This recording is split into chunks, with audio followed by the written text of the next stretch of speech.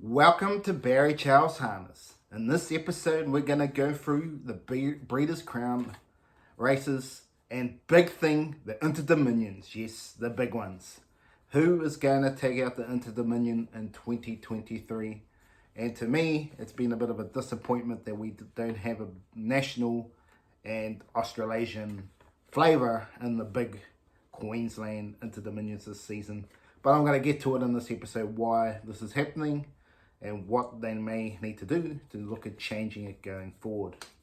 Well, yes, first off, as I said last week, Balraj will bounce back to victory, and he did at Bathurst on his way from return from injury. Let's hope he can get back to his best. Whether he can get up to Grand Circuit level again, I'm not sure, but Balraj, it's good to see him back, and that was a very good win. Well, Breeders' Crown, yes, what a weekend for racing with the Breeders' Crown here. And it started off with not as promised. Yes, he's New Zealand bound, but absolutely too good for the locomotion. Absolutely rocking and rolling. It was just way too good for him, and that was a great win, but not as promised. And can he do it over in New Zealand shores? That's the question mark. It depends on, well, there's no Paramount Kiwi from what I believe, so that makes life easier for him, not as promised. But we will see if some of the other trotters come around for this. But good to see the not as promised is heading to New Zealand. But the best drive of the weekend went to David Miles on Rockin' with Attitude. Yes, the horse has won 26 starts. Won 17 times from 26 starts, with 4 seconds and 1 third. Can she go to the next level next season? That is the question mark for Rockin' with Attitude. Can she go up to the Queen of Lighters, the Just Believe level? That's the question mark on a lot of these young trotters, especially in Australia. We have a lot of young trotters, even pacers. You look at Captain Ravishing. They just don't seem to be able to go to that next level of class. But all you can do is do the drive and Rockin' with Attitude, David Miles. Because She's a Wish was not handing up. He did the right thing. He said, no, I've got to keep going. I've got to push enough so I can get the trail. Once he got that, that was the end of the win of the race. The only thing that could have cost him, but it's pretty obvious that She's a Ruby Roo was coming to the end of the season. There was big scope for this trotter as well. She's Ruby Roo just ran out of puff down the straight, but there's been a long campaign for all these trotters. But she's potentially as good as Rockin' with Attitude. But Rockin' with Attitude is great to get the win. And let's just hope the horse can go to the next level next season. But there's a lot of talent there. Just hopefully they can just go to their next level. Because it's just been the problem with the trotters in Australia. Whether it's because they over-raced them as a 2-year-old and 3-year-old with all these rich races. And they just run out of puff. I think that's just the breed. That's probably more the question mark why a lot of the ones don't continue. You have to just not race them as much if you want them to go to the elite level later on, normally. Look at Courage Under Fire. Prime example of a New Zealand horse. Raced well, but raced a lot as a 2-year-old, 3-year-old. And although he had some success when he was older, but he just wasn't the same horse as dominant in his earlier career. Timmy Richter, well, how about Lux of Fortune here with Smokin' Ace and Nathan Street galloping? Made life easier for Timmy Richter to get his victory. Well deserved. Storm Rider, I don't know what happened there, but he was very poor. Very poor Storm Rider. I don't understand that one. He should be a lot better than that. But a lot of these horses, you'll notice in racing these days, some horses just can't trail. Like, they need to lead. Because they just pull too much and then out the back door they go. So a lot of the breed now needs to lead to win the race. You can go to a smaller venue like Redcliffe and Sid Park and win. But on the big metropolitan tracks, most of the time, you don't win sitting parked. Unless you're absolutely a class above the rest of the field, which Just Believe did the other night. But if you're racing against very, very good horses, generally you do not win sitting parked in this day and age. Which was proven the point with Draw a Dream, which was the worst drive of the weekend for mine. Why would you go from the 1-1 to sitting parked in a big feature race? Yes, there's probably arguments that he was the Draw a Dream was pulling, but that was the end of her chances of coming in the money, and punters were ruined there with Draw a Dream against Very Pretty, who was very, very good. But again, just lead, do your own thing, win easily. But Draw a Dream would have been a better chance to be set in the trail, so that was a bit of a dud drive there.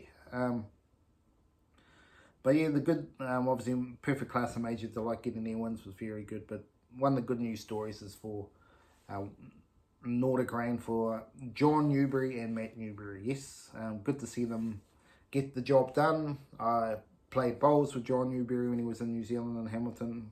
Very good guy, very good bowler, by the way. But it was outstanding to see them get the victory in the big Group 1. It was great to see for Matt Newberry celebrating a great victory.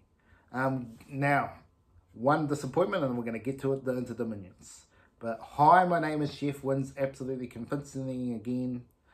Make Da Vinci, there's a few other horses in that race, and all of them are not at Albion Park on Friday night, which is very disappointing after an outstanding win.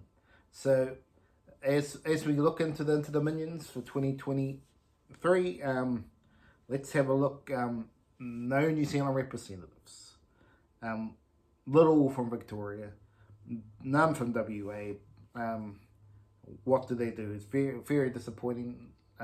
New South Wales is not many either. What are they doing to get this rocking? Well, why they're not going for a start, there's two main reasons. Is the prize money on show is not enough for the heats. If the heats were a bit more prize money, I think you'll see more people go. But for New Zealand, but basically for New Zealand's sake, or a lot of people's sake, is can their horse actually win the race? For it to be financial, you probably have to run top 2 in the final, maybe top 3 to make it financially worth it, trying to actually make some money on the trip. That's what a lot of people do. That's why Mark Penn are not travelling a lot of their horses these days, because they basically need to know they're futurely going to win if we're going to go there. But yeah, prize money needs to go up. But yeah, but basically the breed is not as strong as it used to be. Yes, they're going faster and faster and faster, but it's going down the US model of speed boon, but no actual toughness in the taking to run 4 races over 2 weeks is just not enough for a lot of these horses going forward. It is very disappointing not to have these horses here. But let's just have, yeah, as I spoke about before, basically got a lead to win some of these races. And you look at Akuta in the New Zealand Cup, Sid Park can't win. Leap of Fame, numerous times this season, the Sid Park and couldn't win against Swayzee. Doesn't matter who the opponent is, always seems to find someone to beat it. You basically got a lead or trail on the 1-1 if you're any chance in the big races, especially in the pacing section.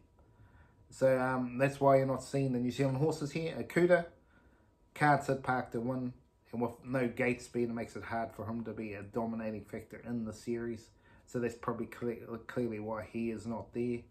But let's have a look at hypothetical horses that if they were there. Akuta, Old Town Road, Copy That, who's out injured, Self Assured and Beach Ball. So that's 5 New Zealand horses there. They will make this heat stronger. You go to Honolulu Bay, Hi, My Name is Jeff, South Coast Arden, Act Now, Magnificent Storm, Catch a Wave, and Captain Ravishing. Now you add all these horses into this and it's an absolute bamboozle of a series. But look at it, 80% of them are not there, making it only a 3-4 horse series really, by the time you get down to the nuts and bolts. And then draws play a factor here. But it's probably making it more and more likely that Swayzee is the horse to beat for this series. I'm telling you now, even though everyone's got Leap of Fame, is the hot favourite. But let's get to it. Swayzee is my tip to win it all. But let's go through the heats. Heats round 1. Well, first we're going to look at the trotters. It's probably the most even of the heats, but obviously it hasn't got the superstar, which gives the opportunity for horses to get some big points while they're not racing the superstars here. So for me, Mufasa Metro looks like the lead and gets every opportunity to win. Doesn't mean he's going to win. Olavici has to be a big chance of doing some damage here. Consta, Pine and Funky Monkey from New South Wales, they have their chance to win a race too, but from the jaws, it's going to be probably pretty tough to be able to come through. And my ultimate Eddie's racing well, but just depending where he ends up in the field could be 3 or 4 back the outside, which will make it tough for him to win the race.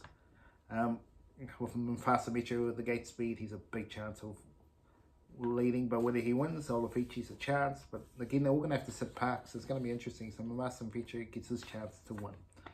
The second heat, Queen Elida's just drawing to win. And they will hand up to this horse. After that, you got Majestic Lavros and Sugar and Spice, so we'll be looking for that trail spot. Gives them big chances, and the other 2 chances in the race are Plymouth Chuff and the Dow, depending on where they end up in the running. In the third heat, Just Believe, Broad's barrier 1, it's all over. Moldy Law gets the trail, but is the racing good enough to even run second from the draw? It should run second from the draw, but there's no guarantee there, and then there's a plethora of chances to make the top 3 from there, but with horses like Funny Face and Majestic Harrier, definitely big chances in the heat. As we go to the Pacers series here, Rock and Roll Do has it in his mercy. I think even from the wide draw, I think he just goes out and bullies them. Spirit of St. Louis from the draw makes it hard. He's going to have to pull out and make his run, but I expect him to be running on. Future is short. If he can get the lead early, he's a big chance, but there's not much else to read about in that race, to be honest. With the 4 pacing heats, an interesting decision there.